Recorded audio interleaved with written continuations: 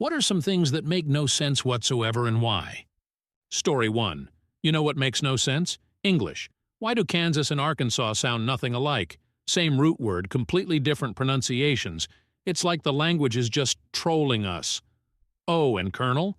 Pronounced Colonel because why not? English doesn't care about your logic. It's like a drunk roommate who borrows words from other languages, forgets where they came from, and then refuses to return them. Honestly, every time I think I've got it figured out, I remember goatee can technically be pronounced as fish, and my brain just taps out. Story 2. I once got into a heated debate about how to cook eggs.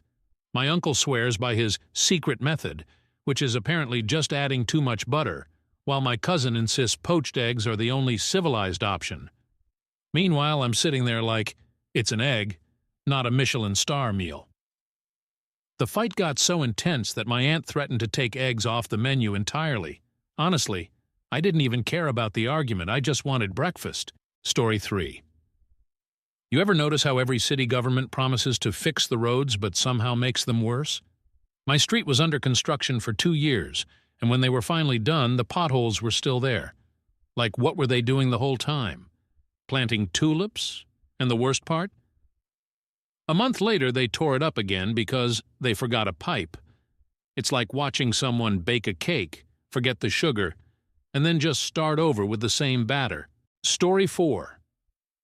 My friend once tried to explain how vinyl records work, and I swear by the end I was convinced it's just magic. He went on about grooves and vibrations and needles, but all I could think was, how do scratches on a plastic disc turn into Bohemian Rhapsody? Honestly, it feels like a scam from the 1800s that we all just decided to roll with. I'm half expecting someone to tell me Edison invented it as a joke. Story 5. The other day, I had to prove to a computer that I wasn't a robot. Think about that for a second. A machine asking me, a human, to click on pictures of traffic lights to prove my existence. Meanwhile, half the CAPTCHA tests are so blurry, I start questioning if I know what a bus looks like. It's like robots are testing us to see if we're ready for the Matrix. Joke's on them. I still mess up half the time. Story 6. I'll never understand how people can get so worked up over food preferences. A few years back, my family hosted a big Thanksgiving dinner, and my cousin Dave, self-proclaimed food connoisseur, was in charge of the mashed potatoes. Seems simple, right? Well, when my Aunt Carol showed up with her own version, things got heated. Dave starts dissecting her recipe like a judge on MasterChef, calling it amateurish and texturally confused. Carol clapped back, saying his potatoes were bland and overwhipped, and suddenly the kitchen turned into a culinary war zone. People started taking sides like this was some kind of mashed potato civil war. My dad, trying to keep the peace, suggested we put both versions on the table. But no, that wasn't enough for Dave. He had to prove his potatoes were superior by conducting a blind taste test. I'll never forget my grandma, eyes rolling, muttering, "It's potatoes, just eat 'em." In the end, Carol's potatoes won, but Dave insisted the whole thing was rigged. It's baffling to me how subjective things like taste can spark such pointless arguments. Everyone's palate is different. To this day, we still joke about the great potato debate, but it left me wondering why people feel the need to be right about things that are purely personal. Story 7. The other day, I was helping my nephew with his English homework, and it hit me just how insane this language really is. He asked me why colonel is pronounced colonel, and honestly, I had no good answer. I tried Googling it, and what I found made even less sense. Apparently, it's because English borrowed the spelling from Italian but kept the French pronunciation. Who thought that was a good idea? My nephew looked at me like I'd lost my mind when I explained it, and honestly, I don't blame him. It's not just colonel, though. Think about Arkansas and Kansas. Same root word, totally different pronunciations. And don't get me started on why we say driveway for a place to park and parkway for a place to drive. It's like English was built by a drunk committee that kept changing the rules halfway through. Every time I try to make sense of it, I just end up more confused, like I'm unraveling some cosmic joke that I'm not in on. My nephew, being a smartass, said, "Maybe English is just trolling us." Honestly, he might be right. Story 8. A few years ago, I got into a heated argument with a friend over vinyl records. We were at a party and someone put on a record saying, "You just can't beat the sound of vinyl." My friend, a die-hard digital music fan, immediately launched into a rant about how CDs are objectively better. Cleaner sound, no degradation, perfect reproduction every time. The vinyl fan fired back, saying the warmth of records made them superior, even if they were technically less accurate. I tried to stay out of it, but they dragged me in asking, "What do you think?" I shrugged and said, "I just like the vibe of records." Big mistake. My friend looked at me like I'd committed a crime against audio science. He started quoting studies about dynamic range and compression, while the vinyl guy countered with anecdotes about his $10,000 sound system. By the end of it, neither had changed their mind, and everyone else at the party just wanted them to shut up. It's wild to me how people will defend their preferences like it's a matter of life and death. Can't music just be about enjoying the experience, whether it's digital, vinyl, or even cassette? Makes no sense to me. Story 9. Working in an office has taught me one thing. Corporate logic is the most baffling thing on earth. Take return to office, for example. My company implemented it last year, insisting we'd be more productive if we were physically in the office. The kicker? Most of my coworkers don't even live in the same state. Every single meeting I have is on Zoom, just like when we worked from home. Except now I'm wasting 2 hours a day commuting, paying for overpriced lunches and sitting in a cubicle that's basically a shoebox with fluorescent lighting. The irony is that part of my job is tracking worker productivity, and the data shows remote work was more efficient. When I brought that up in a meeting, my manager just nodded and said, "It's about collaboration." Collaboration with who? The empty desk next to me? It's like CEOs got together and decided to gaslight us into thinking cubicles are magical productivity boosters. Honestly, every day I sit there, I'm filled with a kind of existential rage that words can't describe. Makes no sense whatsoever. Story 10. I remember the first time I really thought about the stock market and how absurd it is. It was right after GameStop's whole thing with Reddit. My buddy Paul, who barely knew how to balance his checking account, suddenly became an investor. He spent hours glued to his phone, watching the stock prices fluctuate, acting like he was on Wall Street. At one point, he explained his strategy, which was basically buying when the memes were good and selling when they weren't. I asked him, "Why does this even work? Why is GameStop worth more today than yesterday?" He just shrugged and said, "Because people think it is." That broke my brain a little. The value of a company can skyrocket or plummet, not because the company changed, but because of some collective hunch investors have. It's like gambling, but with people's livelihoods as the chips. I still don't get it. How can something so vital to our economy be based on vibes? It's like we've all agreed to play this insane game and pretend it makes sense. Story 11. I've always wondered why vision and dental insurance are separate from regular health insurance. Last year, I cracked a tooth eating a damn popcorn kernel and had to get it fixed. I assumed my health insurance would cover it, but nope. That's dental, they said. So I called my dental insurance only to find out they'd cover a small fraction of the bill. Same thing happened a few months later when I needed new glasses. My vision insurance barely made a dent in the cost, and I ended up shelling out a few $100. It's ridiculous. Teeth and eyes are part of my body, aren't they? It's not like they exist in some alternate dimension. The worst part is, preventative care for both is so much cheaper than fixing problems later, but the system seems designed to discourage it. Every time I think about it, I can't help but feel like I'm being scammed. Health is health. Why are we slicing it up into these arbitrary categories? Makes no sense at all. See? Story 12. The first time I heard someone say, "Birds aren't real," I thought they were joking. It was my buddy Greg, who's always been a little out there, but he doubled down. He started spouting off about how birds are actually government surveillance drones, and how you never see baby pigeons because they're charging on the wires. I laughed it off, but then I started noticing how serious he was about it. He even wore a "Birds Aren't Real" t-shirt to our next barbecue.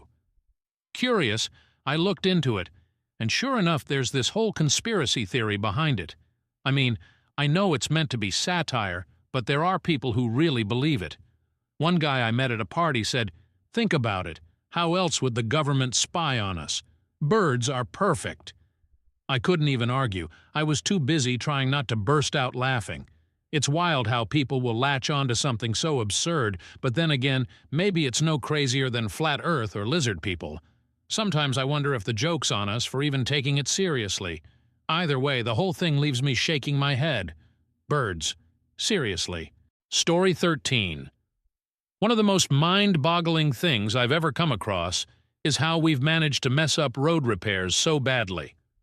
A few years ago, my city announced a big project to fix the main street near my house. Everyone was thrilled because it was full of potholes that could swallow a small car. But what should have been a few months of work turned into a multi-year nightmare. They'd tear up the road, leave it half-finished for months, then come back and tear it up again. One day, I asked one of the workers why it was taking so long, and he just shrugged and said, "Budget cuts." Meanwhile, the mayor was bragging on TV about giving himself a raise. The kicker? When they finally finished, the road was still bumpy, and 2 months later they had to start over because they missed a pipe. It's like we've perfected inefficiency. How can something as basic as fixing a road be this hard? And where does all the money go? It's enough to make you think the system is broken on purpose.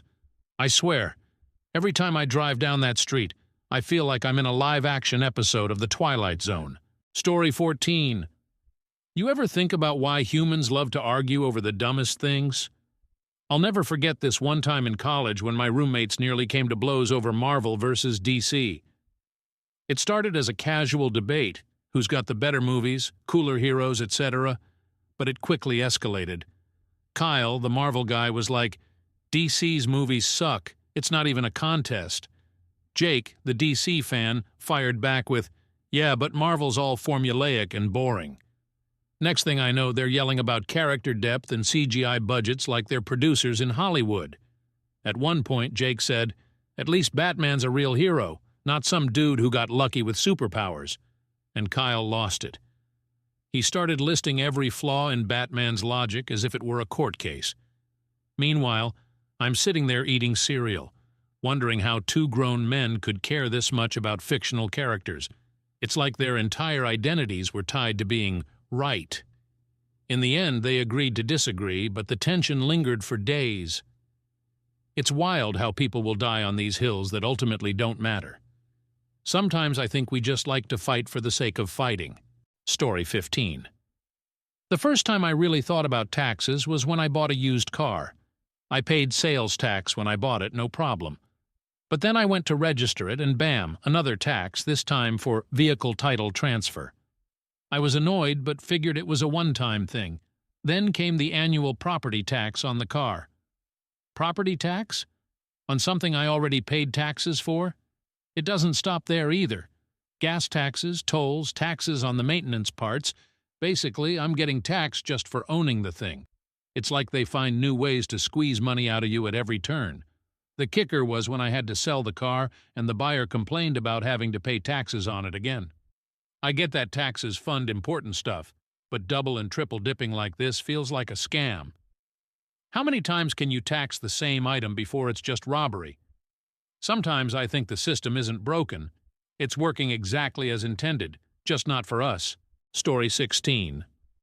A few years back, I had the misfortune of getting into a debate about the pronunciation of words, and let me tell you, it spiraled into the most ridiculous argument of my life. It started when my buddy Tom said something about a lieutenant in a movie he'd just seen. I stopped him and asked, "Do you mean lieutenant?" He laughed and said, "Yeah, but that's how the Brits say it." I thought it was interesting, so I looked it up and explained that it's because of an old mispronunciation from the days when U and V were interchangeable in writing. What I thought was a fun fact somehow set off my other friend Dan, who chimed in with, "Well, if we're going to get technical, why isn't Colonel pronounced like it's spelled? And don't get me started on Arkansas and Kansas." Before I could answer, Tom jumped back in with, "It's because English is basically French with a side of German and a sprinkle of Latin. It's a mess." That should have been the end of it, but Dan wasn't having it. He argued that the English language is inconsistent because of cultural laziness, while Tom claimed it was because English absorbs other languages. They kept going back and forth, and I, for some reason, decided to play referee. I explained that English didn't evolve in a vacuum. It was influenced by invasions, colonization, and trade.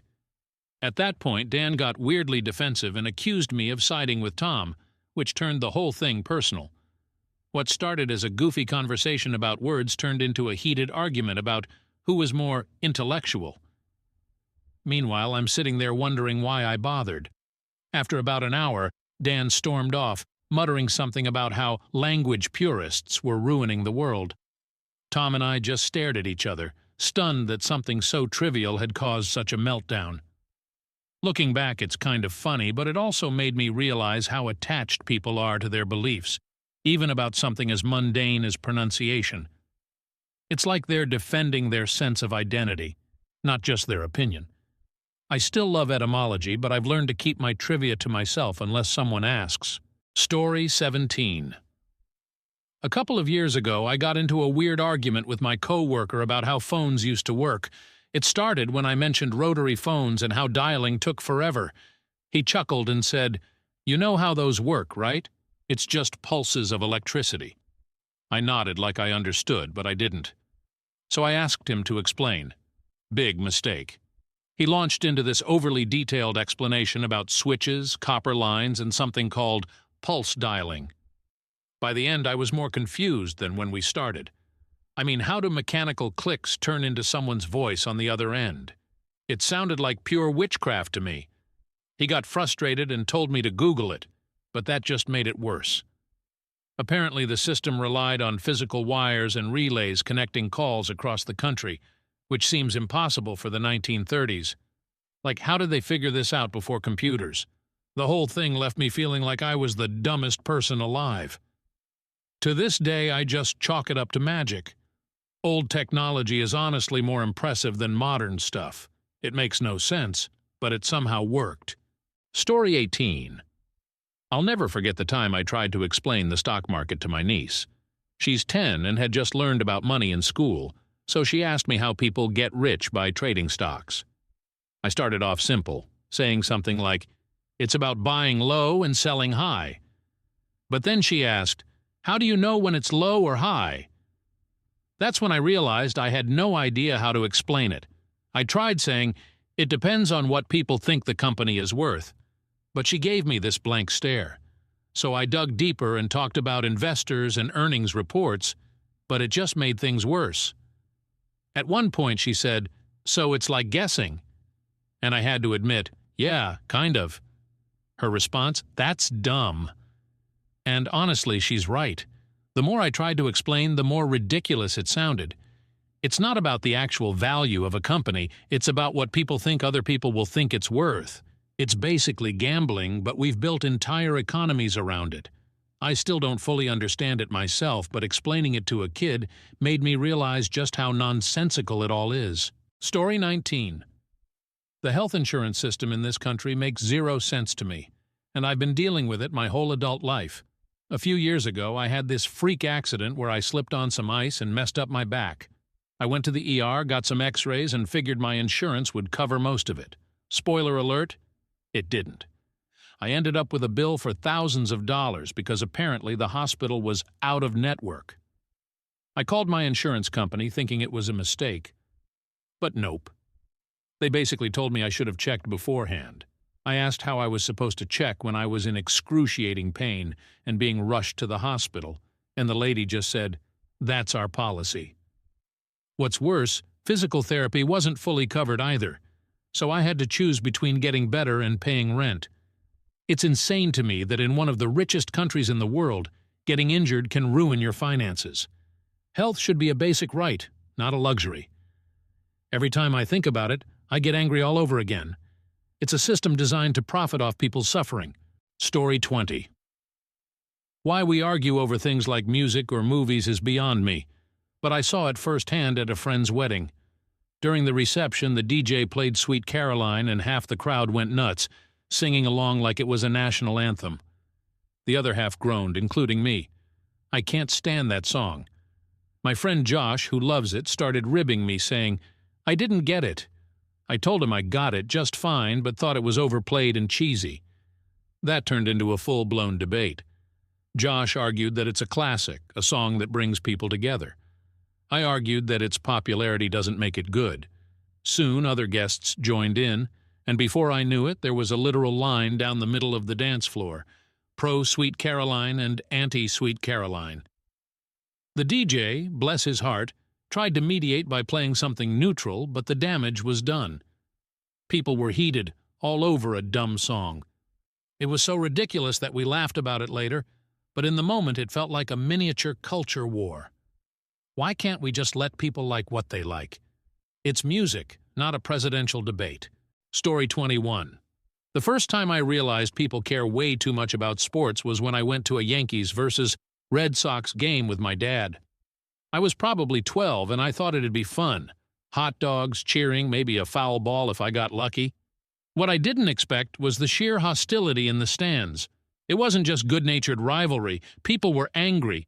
Grown adults screaming insults at each other, throwing beer and acting like the outcome of the game would determine the fate of the world.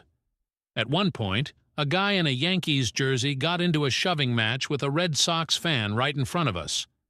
Security had to break it up, but not before some guy behind us yelled, "This is why your team sucks." I remember asking my dad why people got so worked up over a game. He just shrugged and said, "It's not really about the game, it's about loyalty." That stuck with me. Loyalty to what? A bunch of millionaires playing a sport? I still watch baseball sometimes, but I'll never understand why people let it consume them. It's just a game. Story 22. I'll never forget the day I realized just how absurd the U.S. healthcare system is. My wife and I had just welcomed our first baby, a moment that was supposed to be the happiest of our lives. The birth went smoothly, and we were over the moon, until the bills started rolling in. We had what we thought was decent insurance, but apparently that didn't cover everything.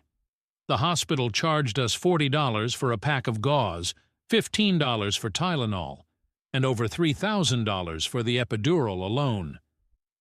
That was just the beginning. There were separate bills for the anesthesiologist, the pediatrician who came by for 5 minutes, and even the use of the delivery room.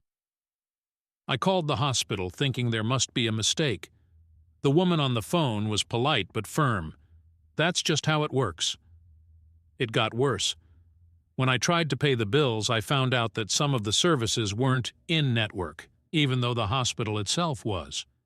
Turns out you can't control which doctors see you during an emergency, and if one of them isn't contracted with your insurance, you're on the hook for the full amount. I spent weeks arguing with the insurance company, trying to get them to cover at least part of the cost. In the end, we had to take out a loan just to cover the balance. Meanwhile, I kept thinking, what if we didn't have insurance at all? What if this had been a more complicated birth?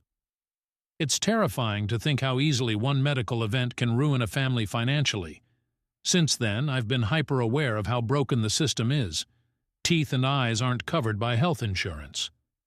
Preventative care is often ignored in favor of more expensive treatments down the line. And if you're not lucky enough to have a job with benefits, you're completely screwed. Every time I hear someone say, "We have the best health care in the world," I want to scream. We don't. We have the most profitable health care, and that's not the same thing. The whole experience left me bitter and questioning how we got here, and if we'll ever fix it.